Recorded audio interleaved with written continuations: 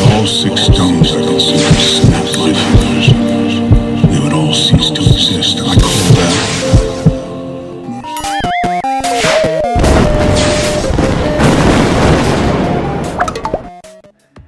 Hey guys, thanks for joining me again, and today's video is pretty exciting for me, especially after seeing Infinity War.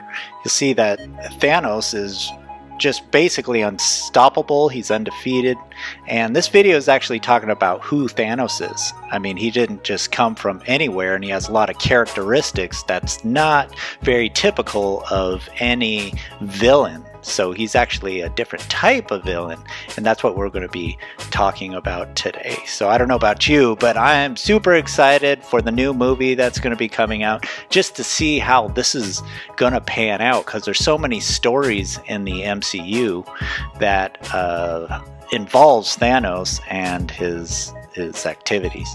Well, anyway, so let's talk about Thanos and who Thanos is. So like I said, he is the villain of Infinity War, and he's straight up badass. I mean, he basically kicks everyone's ass, as you can see, and he's unstoppable. So he is evil and destructive, but he, at the same time, he has intelligence, wisdom, power, and suave.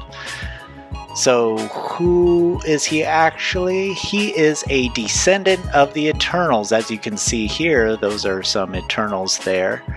And to be exact, he is a third generation Eternal. And I'll leave a list below of the first through the fifth Eternal list, but that's a whole series of videos.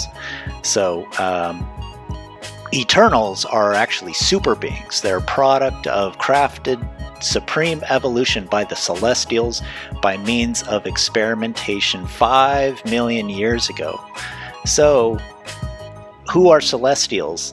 Celestials are basically alien gods responsible for the evolutionary changes of different worlds, but we'll get into that in another video.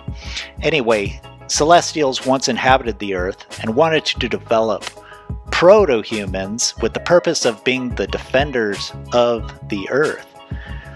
So the Celestials accomplished this by mutating human DNA, and the end results, like right there, those are in the comic books, some of the Eternals there. And back to what I was saying, they are the defenders of Earth, and until the Celestials return to Earth, because the Celestials just, is kind of like we saw in Guardians of the Galaxy. They are responsible for creation and responsible for evolution in the Marvel Universe. Anyway, so they modified human DNA, and the result were the Eternals. They were beautiful, intelligent, very powerful super beings. Although they were successful in making Eternals, there was also genetic mishaps that ensued, which resulted in deviants. So deviants are like the counterparts of the Eternals.